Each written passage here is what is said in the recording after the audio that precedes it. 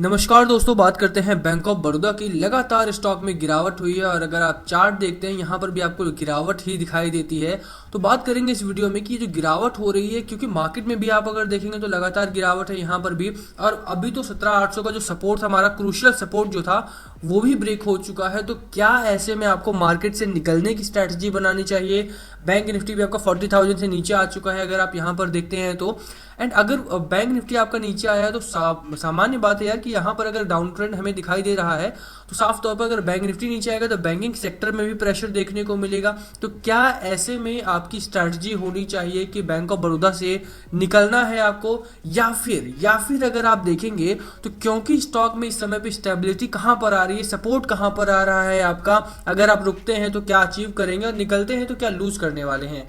क्योंकि कई बार ऐसा होता है कि बैंक मतलब पूरा का पूरा स्टॉक मार्केट गिरावट में होता है, बट कुछ ऐसे सेक्टर जरूर होते हैं जो तेजी में दिखाई देते हैं। क्या बैंकिंग सेक्टर जो कि अभी साइक्लिकल ट्रेंड में है, मार्केट साइकिल चेंज हुआ है आपका, ऐसे में बैंकिंग सेक्टर रनिंग है, तो क्या बैंक ऑफ बड़ौदा में पैसा बनेगा आपका आने वाले दिनों में या नहीं?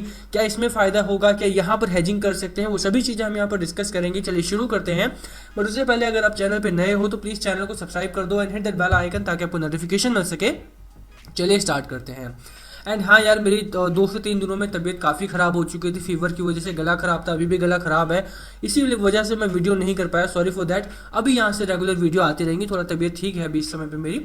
तो बात करते हैं बैंक ऑफ बड़ौदा की। अब सबसे पहले अगर आप देखोगे तो काफ़ी कुछ हुआ है यहाँ पे जिसकी वजह से स्टॉक में निवेश करने से लोगों को डर लग रहा है। सबसे पहले अगर आप बैंक निफ्टी का चार्ट देखते हो तो बैंक निफ्टी में पिछले 3 दिनों में लगातार डाउन ट्रेंड बना है आपका, और इसी डाउन ट्रेंड को देखते हुए मार्केट एनालिस्ट जो है वो बता रहे हैं कि बहुत ज़्यादा बाजार में गिरावट हो सकती है। बहुत ज़्यादा कितनी होने वाली है उसकी बात करें तो बहुत सारी रिपोर्ट्स हैं यहाँ पे, अलग अलग तरह की रिपोर्ट्स हैं कि कुछ लोगों का मानना है कि 5 से 7% मार्केट आपका डाउन ट्रेंड में जाएगा। और 5 से 7% का मतलब है, अगर आप सपोर्ट की बात करें तो पहला सपोर्ट आपका यहाँ पर है यानी 38,000 के आसपास का।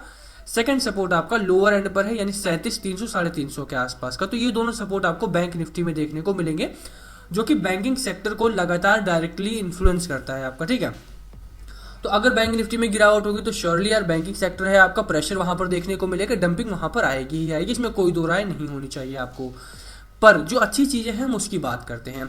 यहाँ पर अगर आप देखोगे तो बाजार में निफ्टी 50 आपका काफी फिसला है। ऐसा नहीं है कि बाजार में सिर्फ बैंकिंग सेक्टर गिरे हैं, वहीं पर अगर आप निफ्टी 50 को देखो, इसका वेटेज काफी ज्यादा है बाजार पर, फिर भी 1% फिसला है। और निफ्टी बैंक का वेटेज थोड़ा कम है, उसके बावजूद भी मात्र 1%, 350-400 पॉइंट्स के आसपास डाउनवर्ड गया है। तो बैंक निफ्टी अभी भी स्ट्रेंथ शो कर रहा है। अगर आप मार्केट ट्रेंड की बात करो तो बहुत सारे लोगों का मानना है कि ये समय है बैंकिंग के निवेश करने का, टेक्सटाइल में निवेश करने का, कुछ ऑटो सेक्टर से जहां पर आप निवेश करके पैसा बना सकते हो। तो ये ट्रेंड में है और बैंक ऑफ बड़ौदा उनमें से एक अच्छा स्टॉक है जहां पर आपका पैसा आने वाले दिनों में बनेगा। तो इसीलिए अगर आपने निवेश कर रखा है बैंक ऑफ बड़ौदा में तो उसकी बात आपको करना चाहिए, उसमें आपको निवेश करके रखना चाहिए।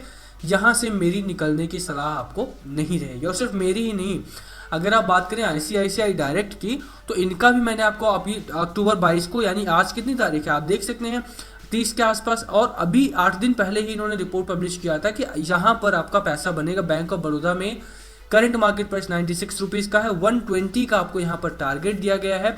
अच्छा खासा टारगेट है, अच्छा नाम है। अगर आप बात करें तो यहाँ पर बैंक ऑफ बड़ौदा का नाम भी बड़ा है और आईसीआईसीआई डायरेक्ट का नाम भी बड़ा है। तो कहीं ना कहीं अगर आप 120 का टारगेट यहाँ पर अचीव करते हो जो कि काफी अपर साइड पर है, तो यहाँ से आपका पैसा बनेगा। और यही पैसे बनाने की मैं बात भी कर रहा हूँ, क्योंकि मार्केट फॉलिंग है सभी जानते हैं। और ये जो सेकंड गैप आया है आपका, यानी कि जो सेकंड मार्केट फॉल आया है यहाँ पे, ये कई दिनों के गैप के बाद आया। लास्ट वीक में गिरावट हुई थी मार्केट में अगर आपको याद हो, और उसके बाद इस वीक में लास्ट डे में हुई है गिरावट। तो कहीं ना कहीं आईसीआईसीआई डायरेक्ट को पता था कि बैंक ऑफ बड़ौदा में गिरावट होगी, उसके बावजूद भी क्योंकि बैंक ऑफ बड़ौदा में स्पेस है इसीलिए इन्होंने इस रिपोर्ट को पब्लिश किया है। तो आपको खरीदारी करने की मेरी सलाह यहाँ पर रहेगी। बस 2 चीज़ों का आपको यहाँ पर ध्यान रखना है। वो 2 चीज़ें कौन सी हैं उनकी बात करते हैं। सबसे पहले तो लेकर चलता हूँ मैं आपको चार्ट पर, एंड देन थोड़ी सी फंडामेंटल्स की बात करेंगे। देखिए अगर आप चार्ट की बात करते हो तो चार्ट आपको काफ़ी ठीक दिखाई देता है। सपोर्ट की बात कर लेते हैं यहाँ पर कि सपोर्ट कहाँ पर है आपका। Let me show you the support. एक सपोर्ट आपका यहाँ पर है 91 रुपीज़ के आसपास का, ठीक है यार, बहुत अच्छी बात नहीं है कि गिरावट हुई 102 रुपये के आसपास गया स्टॉक आपका, वहां से गिरावट हुई, बिल्कुल अच्छी बात नहीं है। बट फिर भी क्योंकि मार्केट साइकिल और यहाँ पर गिरावट होगी, ये आपको फेस करना पड़ेगा कि मार्केट साइकिल है, कभी ऊपर जाएगा बाजार आपका, कभी थोड़ा नीचे आएगा। और यही टाइम होता है कि बाय ऑन डिप्स की स्ट्रैटेजी लगा करके आप खरीदारी करें। अगर आपने ऑलरेडी 103 के आसपास की खरीदारी कर रखी है, ये मौका है आपके सामने कि आप 90 रुपीज़ के आसपास का अपना एक अच्छा एवरेज करने का प्राइस रख सकते हैं। सेकंड सपोर्ट की अगर हम बात करें तो सेकंड सपोर्ट आपका अराउंड 86 रुपीज़ के आसपास का है।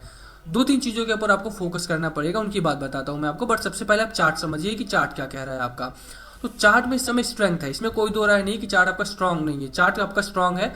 और जैसा मैंने बोला, पहला सपोर्ट आपका 91 का है, सेकंड सपोर्ट आपका 86 का है, यहां तक भी गिरावट होती है कोई प्रॉब्लम नहीं है। आप देखें कि चार्ट आपका कहां पर लाई करता है। एक है आपका 64 का आरएसआई, बहुत स्ट्रांग है, और एक है आपका मैकडी जो कि काफी स्ट्रांग है, स्ट्रांग मोमेंटम है, बायर्स का कब्जा अभी भी स्टॉक के ऊपर है। बैंकिंग स्टॉक अभी अभी ट्रेंड में आए हैं, लोगों को कोई और स्टॉक ट्रेंड या सेक्टर ट्रेंड में नहीं दिखाई देता है, ऐसे में banking is the best one. Last day भी मैंने आपको 2 वीडियो किया था बैंक ऑफ बड़ौदा के ऊपर और केनरा बैंक के ऊपर, जहां बैंक ऑफ बड़ौदा में मिनिमम गिरावट आई। आप देखिए कि इस दिन आपका तेजी में रहा, एक दिन की गिरावट और दोबारा से स्टॉक ने अपना अच्छा मोमेंटम हासिल किया। वहीं पर केनरा बैंक में अराउंड 9% के आसपास की रैली देखने को मिली है इस गिरावट के दिन भी। तो कहीं ना कहीं मार्केट में बैंकिंग का ट्रेंड है, और इसीलिए मैं आपको बोलूंगा कि अगर आपने पैसा लगाया है तो घबराना नहीं है, बने रहिए बाजार में, ये स्टॉक आपको धोखा नहीं देने वाला है। 86 का आप स्टॉप लॉस मान सकते हैं अगर आप शॉर्ट टर्म के लिए आए हैं, या फिर आप थोड़ा यार लॉन्ग टर्म का पर्सपेक्टिव रखो, लॉन्ग टर्म में आपका पैसा बनेगा। थोड़ा सा भी अगर 2 महीने 3 महीने भी आप रुकते हो यहाँ पे, तो आपको ये बैंक ऑफ बड़ौदा में निराश नहीं होना पड़ेगा, ठीक है। ओवरऑल चार्ट में मैंने आपको सपोर्ट बता दिया, कुछ चीज़ों के ऊपर फोकस करना है। कौन सी चीज़ें हैं वो, एक तो बाजार है आपका, बाजार में गिरावट होगी तो पैनिक आएगा, ठीक है, और पैनिक आएगा तो रिटेल इन्वेस्टर जो होता है वो सबसे ज़्यादा पैनिक मोड ऑन कर देता है। अभी भी आप देखिए, एक एग्जांपल के लिए मैं समझाता हूँ आपको कि नायका का आईपीओ आया, ठीक है। अब आईपीओ आता है तो रिटेल इन्वेस्टर बहुत खुश हो जाता है, उन्हें लगता है कि यहाँ पर पैसा डबल ही हो जाएगा, without knowing its fundamental, without knowing financial situation क्या है, मार्केट शेयर क्या है।